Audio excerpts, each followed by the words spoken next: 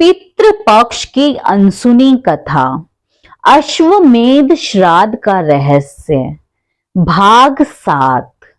भीतरी परीक्षा और काल स्वरूप का अंतिम संदेश। अब कथा का सबसे कठिन मोड़ आने वाला है।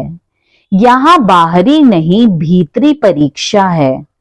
इस प्रसंग का भाव है, बाहरी शत्रु पर विजय सरल है, परंतु भीतर छिपे अहंकार को हराना सबसे कठिन परीक्षा है।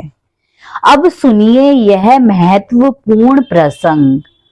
पितृलोक द्वार का दर्शन करके सोमदत्त जब पृथ्वी पर लौटा तो नगर के लोग उसे मानो देवता मानने लगे। उसकी जय जयकार होने लगी। घर घर में लोग कहते, सोमदत्त ने पितरों को मुक्ति दिलाई, दानवों को हराया और पितृलोक का दर्शन किया। यह कोई साधारण मनुष्य नहीं, बल्कि स्वयं ऋषियों की तरह है। धीरे धीरे यह प्रशंसा सोमदत्त के मन में घर करने लगी। अब उसके मन में गर्व की एक हल्की रेखा खिंच गई। वह सोचने लगा, शायद मैं ही वह साधक हूँ जिसे युगों युगों में पितृलोक का रहस्य प्रकट हुआ है। क्या मैं दूसरों से भिन्न और श्रेष्ठ नहीं? रात्रि में काल स्वरूप फिर आया। उसका चेहरा पहले से भी अधिक गंभीर था। उसने कहा, वत्स सोमदत्त, तेरी सबसे बड़ी परीक्षा अब प्रारंभ हुई है। बाहरी प्रेत और दानवों को हराना सरल है, परंतु अपने भीतर के अहंकार को जीतना कठिन है। यदि तू इस परीक्षा में असफल हुआ तो अब तक का सारा पुण्य व्यर्थ हो जाएगा। सोमदत्त चौंका। गुरुदेव, पर मैं तो नगर वासियों की रक्षा कर रहा हूँ। मैंने कौन सा दोष किया? काल स्वरूप ने कठोर स्वर में कहा, दोष वही है जो तू समझ भी नहीं रहा। प्रशंसा की लौ तुझे भीतर से जला रही है। यदि तूने इसे नहीं बुझाया तो तेरे ही पितृ तुझसे विमुख हो जाएंगे। उस रात सोमदत्त सो न सका। उसके मन में दो स्वर गूंज रहे थे। एक स्वर कहता, तू महान है, नगर तुझे पूज रहा है, कौन तेरी बराबरी कर सकता है। दूसरा स्वर कहता, नहीं, यह सब पितरों और गुरुओं की कृपा से हुआ है, तू तो केवल माध्यम था।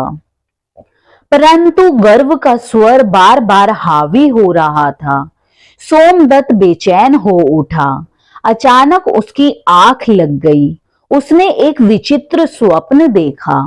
वह फिर उसी पितृलोक द्वार के सामने खड़ा था, पर इस बार द्वार बंद था। उसके पिता ने कठोर स्वर में कहा, बेटा, तेरी श्रद्धा निर्मल थी, इसलिए हमने तुझे यहाँ बुलाया, पर अब तेरे मन में गर्व और अहंकार भरने लगा है। यदि तूने इसे त्यागा नहीं तो यह द्वार सदा के लिए बंद हो जाएगा। सोमदत्त ने विनती की, पिताजी, मुझे क्षमा करें, मैं केवल साधन हूँ, सब आपकी कृपा है। परंतु द्वार मौन रहा। स्वप्न टूटते ही सोमदत्त रो पड़ा। उसने नगरवासियों को बुलाकर कहा, भाइयों, मुझे देवता न कहो, मैं तुम्हारे जैसा ही मनुष्य हूँ। जो कुछ हुआ वह पितरों और महर्षि चैवन की कृपा से हुआ है। यदि तुम मेरी पूजा करोगे तो यह सब विनाश का कारण बन जाएगा। लोग उसकी विनम्रता देखकर और भी श्रद्धा से भर गए। पर सोमदत्त ने अपने मन में प्रण लिया, अब मैं हर क्षण यह याद रखूंगा कि मैं केवल एक माध्यम हूँ। वास्तविक शक्ति पितरों और काल स्वरूप की है। कुछ दिनों बाद काल स्वरूप अंतिम बार उसके सामने आया। उसका स्वर अब मधुर और संतोषपूर्ण था। वत्स सोमदत्त, तूने अपनी भीतरी परीक्षा भी पार कर ली। यही सबसे कठिन थी। मनुष्य बाहरी शत्रु से नहीं, अपने भीतर के मोह और अहंकार से हारता है। तूने उसे जीत लिया, इसलिए अब तुझे पितृलोक का परम रहस्य बताने का अधिकार है। सोमदत्त ने हाथ जोड़ते हुए कहा, गुरुदेव, वह परम रहस्य क्या है?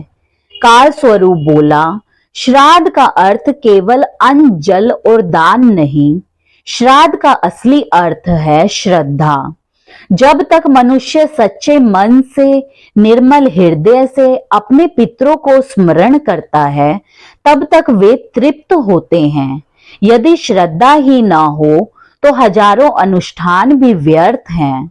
फिर उसने कहा, और याद रख, जो अपने पितरों को सम्मान देता है, वास्तव में वह स्वयं अपने भविष्य का सम्मान करता है, क्योंकि तू भी एक दिन पितृ बन जाएगा। यह कहकर काल स्वरूप प्रकाश में विलीन हो गया। उस दिन से वैतालपुर में पितृ पक्ष का रूप बदल गया। लोग केवल औपचारिकता में नहीं, बल्कि श्रद्धा से श्राद्ध करने लगे। हर घर में दीपक जलते और लोग कहते, यह दीप केवल पितरों के लिए नहीं, हमारे अपने भीतर के अंधकार को मिटाने के लिए है। सोमदत्त अब नगर का मार्गदर्शक बन चुका था, पर वह विनम्र ही रहा। उसने वही रहस्य सबको सिखाया जो काल स्वरूप ने बताया था। श्रद्धा ही असली श्राद्ध है। यहाँ भाग 7 समाप्त होता है।